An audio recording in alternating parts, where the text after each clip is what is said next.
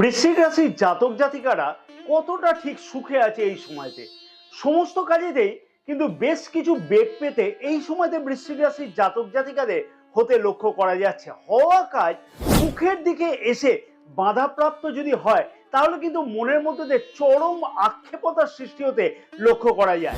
ব্যবসার দিকেতেও যথেষ্টই ভালো হওয়া উচিত, কিন্তু হ্যাঁ, এইটা সকলের মনেতে বেশ আনন্দের কথা। কিন্তু হলফ করে বলতে পারো যে ব্যবসা যতটা তোমরা ভালো ভাবছো সেই অনুযায়ী ভালো হচ্ছে। বিবাহিত সম্পর্ক খুব কিন্তু একটা খারাপ যাওয়া উচিত নয় এই মুহূর্তে বৃশ্চিক রাশির জাতক জাতিকাদের কাছেতে।